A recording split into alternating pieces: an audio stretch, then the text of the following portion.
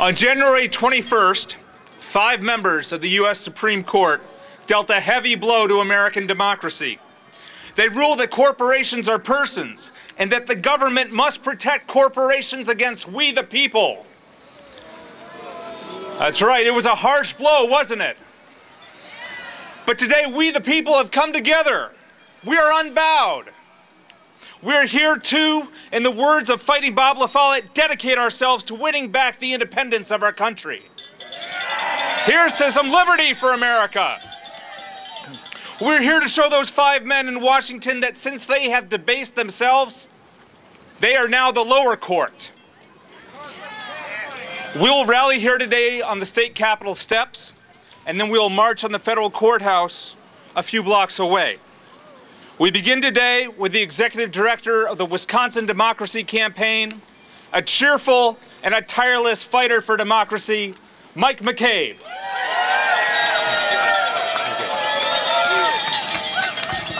Thank you. You sound great. You look great. Thank you for coming. It is fitting that we stand out here in the cold, because this is where the United States Supreme Court has left us. At a time of corporate power and excess and irresponsibility not seen in our land since the Gilded Age, since the day of the robber barons, 5 men, 5 blindly ideological and shamelessly hypocritical and thoroughly owned men have decided that corporations do not have enough influence over our lives and our democracy, and they've said that corporations need to be allowed to spend even more freely on our elections. That radical interpretation of the First Amendment must not and will not be allowed to stand. This ruling must not and will not be allowed to stand. Now, apologists for this assault on our democracy say that the court's majority struck a blow for free speech. The only thing this court did for free speech was change the spelling. They took out the R.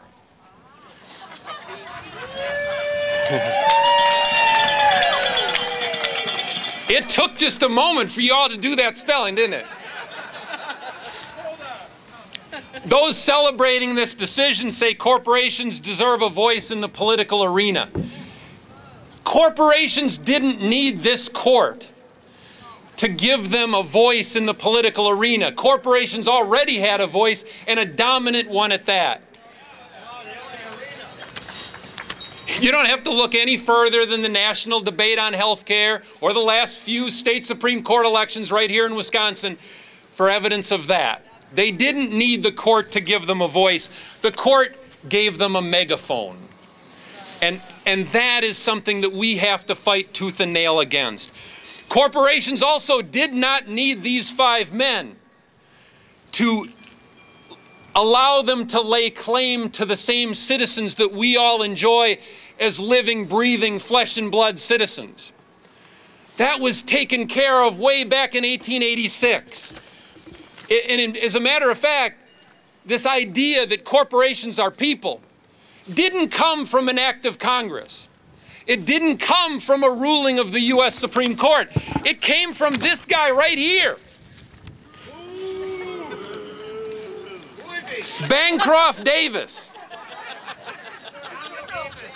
Bancroft Davis happened to be the former president of a railroad company.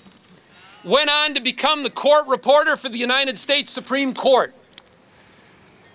In a case involving taxation of railroad companies, Bancroft Davis added a note to the court's ruling saying that it was the court's opinion that corporations have rights as citizens under the 14th Amendment. So like I said, the corporations didn't need this court to allow them to lay claim to the rights that we all enjoy as citizens. Bancroft Davis took care of that. What the corporations needed this court to do was make them a master race. And what this court then did is made us all, or tried to make us all, second-class citizens. And that's what we gather here in protest of. We will not be second-class citizens. Ain't nobody gonna make us second-class citizens.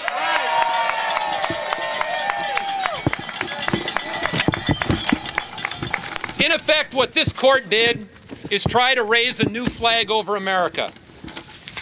And I happen to bring along a facsimile of that flag. This is what they would like our flag to look like. No. Let's burn it. We will not allow this court to raise this flag and fly this flag over our country. We are going to fight this tooth and nail for as long as it takes. And all I can say is that this radical reinterpretation of the First Amendment will not stand. This ruling will not stand.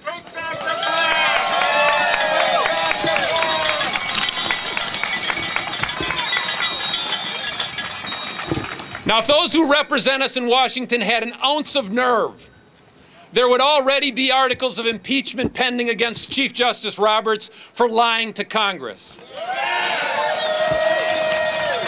But if we didn't know this before, we know it now. We cannot rely on their nerve. We rely on their nerve at our peril. It is up to us. It is up to us to make sure that there is a 28th Amendment to the United States Constitution overruling this court. It's up to us to pester and prod Congress to pass the Fair Elections Now Act and create publicly financed elections at the federal level. And it's up to us to get the attention of the people in this building, too. We recently won impartial justice, publicly financed state Supreme Court elections. We need to get their attention and make sure that that law is expanded to all state elections.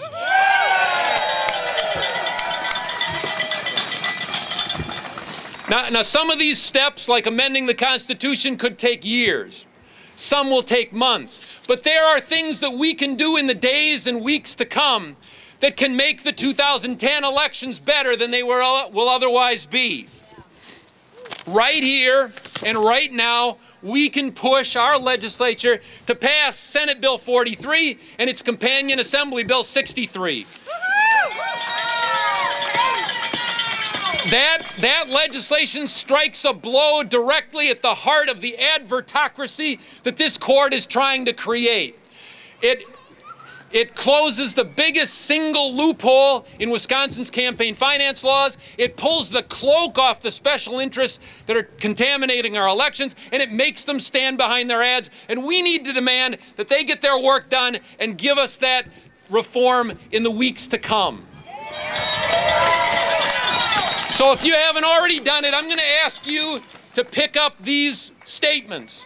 They're right at the table down there. I want you to take a green one for your assembly representative and a yellow one for your state senator, and I want you to sign them, and I want you to deliver them to your representatives in the Capitol and ask them, no, demand that they act and begin to undo the harm that this Supreme Court has done. So let me just close by saying that for the moment we stand outside in the cold. We were put here by 5 men who are undeniably powerful, but just as undeniably corrupt. We speak out in opposition to the warped, bastardized version of democracy that they want to give us, and in a few moments we will be marching to the federal courthouse, but we need, after that, to march into that building and deliver a powerful message. Money is not speech. Corporations are not people. Public offices are not commodities. Elections are not marketplaces where those offices are bought and sold. Ain't nobody gonna make us second-class citizens. Not here, not now, not nobody, not know-how. Thank you. Next up, I want to introduce somebody that not all of you may know, but you ought to, because the Center for Media and Democracy is doing incredible work. PR Watch, Source Watch, these people are unveiling the hucksters and the crooks out there who are trying to pull the wool over the people's eyes. So I want you to give it up for Lisa Graves of Center of Media and Democracy. I'm so pleased to see so many people out today, and I was thinking about the fact that there were 600 people registered for the Tea Party convention, and that got nationwide news. You know, 600. I think between us and our friends on Facebook, we could outmatch that in a couple days, right? So, take back the media. So, let me talk to you a little bit about the Supreme Court. I do think that the fact that there hasn't been an impeachment proceeding even brought, even really talked about, is a huge problem. The fact is that there's been a revolution on the Supreme Court that's been 30 years in the making. This is the product of Reagan's ideological effort to pack the courts. Justice Roberts, Justice Scalia, Justice Thomas, Justice Alito, Justice Kennedy have all been part of the Federalist Society effort to remake our law. They've been doing it for over 20 years, 30 years now in the making. And if we didn't think Bush v. Gore was enough to tell us that there's something seriously wrong with the Supreme Court, this certainly must wake us up to the fact that the Supreme Court has been taken over by not conservatives, but by radicals in black clothing.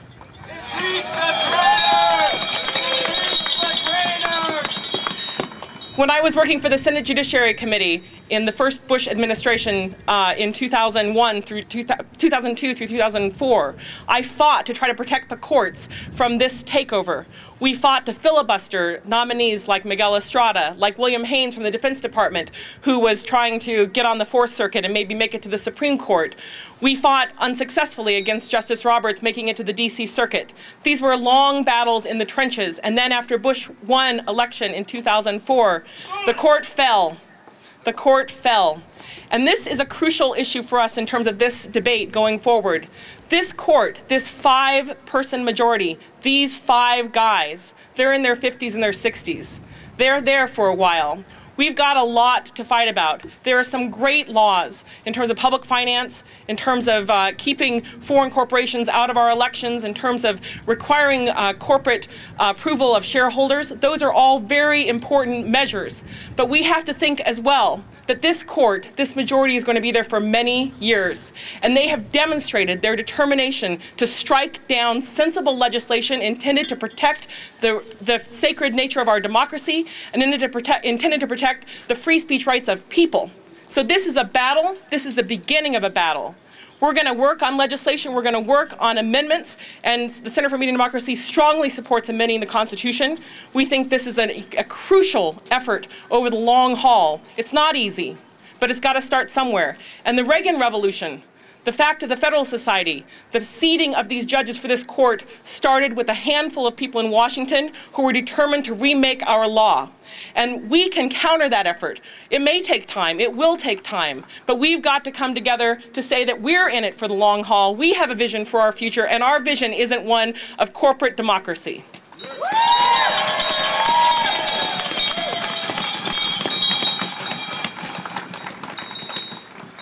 So there are a lot of things we can do. One of the things we're doing at SourceWatch is trying to document the corporate rights arguments and the amendments against corporate rights, and talk about which corporations are involved in influencing our elections and the type of spin and propaganda they're putting out there. We know in the coming election and in the coming elections, there are going to be numerous claims about regulating corporations killing jobs. That's going to be the new mantra. But the fact is that we need regulation of corporations. We need to ensure that people like Karen Silkwood don't just have a job, but have a safe job. We need to ensure that Lilly Ledbetter doesn't just have a job at unequal pay, but actually has equal pay. And these are the types of regulations that are going to be under assault by these corporations and by corporations who are trying to buy members of Congress through tanking their opponents or through supporting feel-good ads for the people they choose. We've got to stand up to that. And we've got to come together and realize that this isn't a one-day rally. It's not a one-week rally. It's not a one-month rally. It's not even a one-year rally. But together, we can change the direction of our country, and we can do it if we unite across the country, with not just in Wisconsin, but cities and states around the nation. So let me just conclude by giving a shout out to some of these great signs. Could you put them up? let's see. Shame on you, right, for the Supreme Court. Shame on you. We've got corporations aren't people. We've got free speech means little if you can't be heard. We've got the Supreme Court betrays us. We've got overrule the court. Citizen elections funded now. We the people, not we the corporations. No mind, no heart, no voice moved to amend the Constitution. So we've got a lot of work to do, and your words are more eloquent than mine, I'm sure.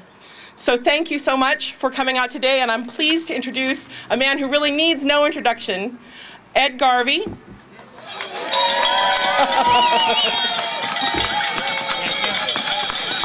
Who's been very, very kind to me, and who is going to talk to you about not just fighting Bobfest, but the many challenges we have ahead. Thank you. Let's face it, my friends, we're not winning. Something's gone terribly wrong, and I think we have to start with a certain understanding. AT&T does not have a mother or a father. Walmart does not have a soul. Corporations are not people. They do not have a special place in our society. They ought to be regulated like any other economic entity and not held up as an example of free speech. But let me just, for a moment, ask you to take a look inside this building behind me. There we have, for the first time, we're going to have publicly funded campaigns for the Supreme Court of the state of Wisconsin. And thanks to Mike McCabe and thanks to all the people who fought for that, for a tremendous effort, we finally are going to have impartial justice. But the hint is that David Prosser, who will be running for re-election, is going to opt out. I think we have to ask this legislature to pass a bill that says you cannot opt out, or if you opt out, we'll put as much money into the opposition as you can put in from Wisconsin manufacturers and commerce. This ought to be a fair campaign. Now, I'm going to be very brief because I'd like to suggest to you that as we look at what this ruling has done, it really has taken the guts out of democracy in this country, and we cannot simply sit by. This is not one of those moments where we say, well, that's a bad ruling, shame on them, let's get angry about it, let's get mad as hell. We have got to start a campaign and say, I don't care if it's a year or 2 years or 5 years, we cannot let this stand. We have to amend the Constitution. We have to tell the corporations this is a country of people, not of corporate entities. And for that, I think all of us should be proud of the fact that you've had this rally here today. Let them look back 10 years from now and say, this is where the battle began to overturn the worst decision in the Supreme Court of the United States since Dred Scott. Thank you very much.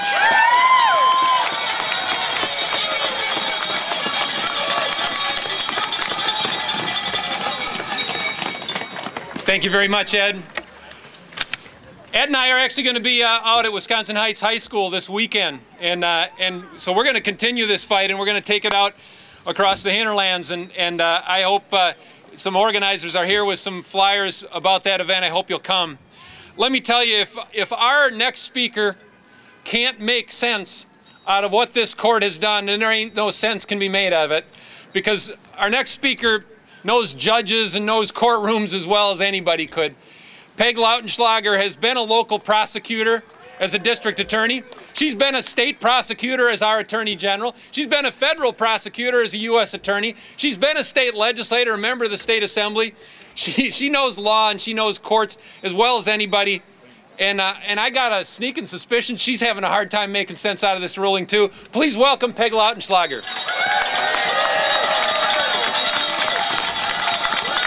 You know, it doesn't take a lawyer, it doesn't take Ed, it doesn't take me, it doesn't take anyone else around here who happens to have a JD after their name to figure out that this was a bad decision.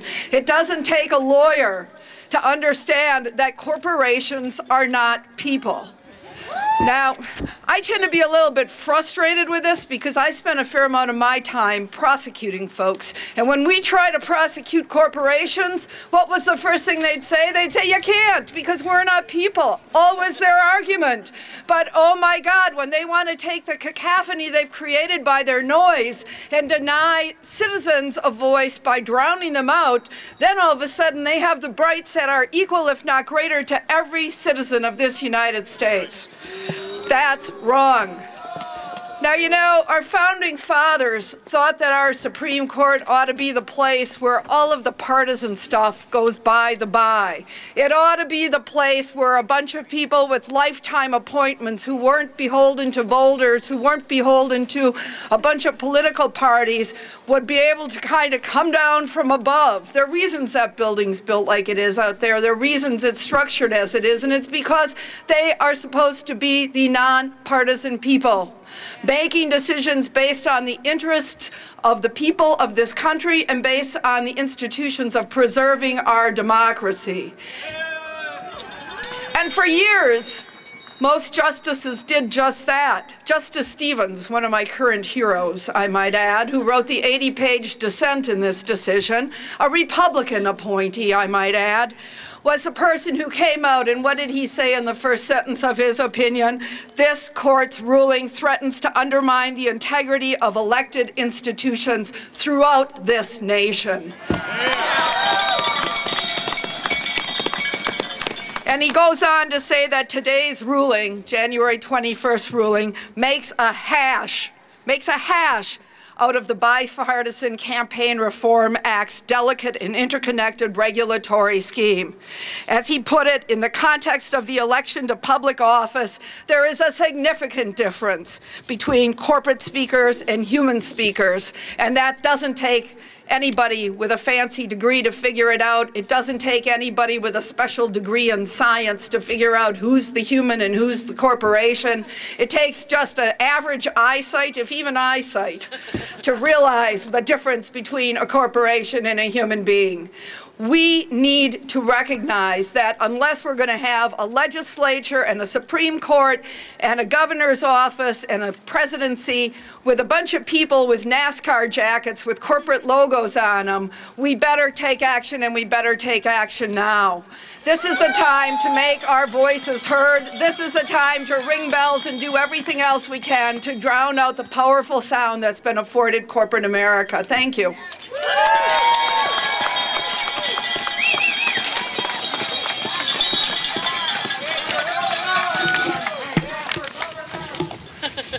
Thank you, Peg. Before our final speaker, I wanted to just remind you that if you haven't done so already, please stop by that table down there and pick up the statements that we've prepared. A green one for your assembly representative, a yellow one for your state senator. Please sign those, and please, once we're done with our march, and once we've come back from the federal courthouse, make a visit to your state legislator and help us continue the push for a legislative remedy to start undoing some of the harm that's been done. And with that, I just want to say that last, but certainly not least, I want to introduce Ben Mansky of Liberty Tree Foundation, who is as responsible for this event as anyone, because, you know, Ben sent me a Facebook message or an email or gave me a phone call, I don't even remember what, and he said, we got to do something here, and that was the seed that was planted. And so many people are always saying, well, who's going to organize something? Well, Ben Mansky decided to step up and organize something, so please welcome Ben Mansky.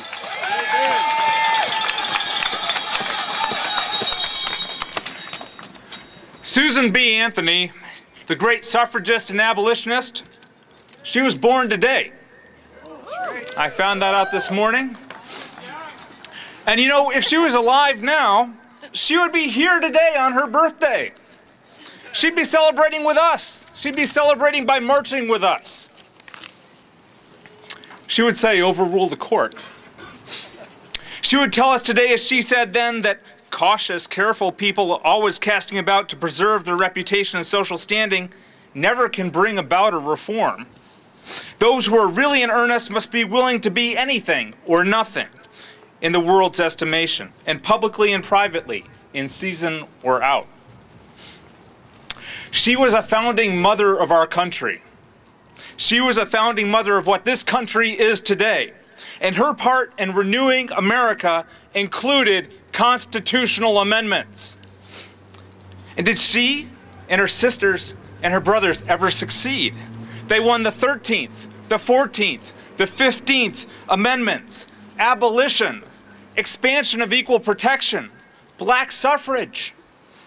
Those were hard won. Those amendments took the destruction of the slave power to accomplish them. And did they rest there? No. They won the 19th Amendment, women's suffrage. A great victory we look back on today. And they spent their entire lives in those struggles. And would anyone here venture to say that those lives were spent in vain? That those gains were not well won? No. On a future day, a multitude will gather here on these steps, and they will look back at what we dare to do here today. And they will thank you. They will thank you. And you're not alone. In addition to the many hundreds of Wisconsinites gathered here today, there are tens of thousands more who have signed the motion to amend the Constitution at movetoamend.org. And those people are organizing. They're not organizing in Washington, D.C. alone. They're organizing in Alaska, in Colorado, in Florida, in Texas, all across this country, across the Mississippi and Iowa. There are people who are organizing to build this movement to amend the Constitution. It is stirring. Let's go to D.C. Let's do that too. Let's go to D.C. We move, all of us, we move that the rights enumerated in the Bill of Rights are the rights of human beings, not corporations. Do I hear agreement? Yeah. We move that the unlimited use of money to influence elections is incompatible with the principle of equal protection. Do I hear agreement? Yeah. We move that the right to vote shall not be denied or abridged. Do I hear agreement? Yeah.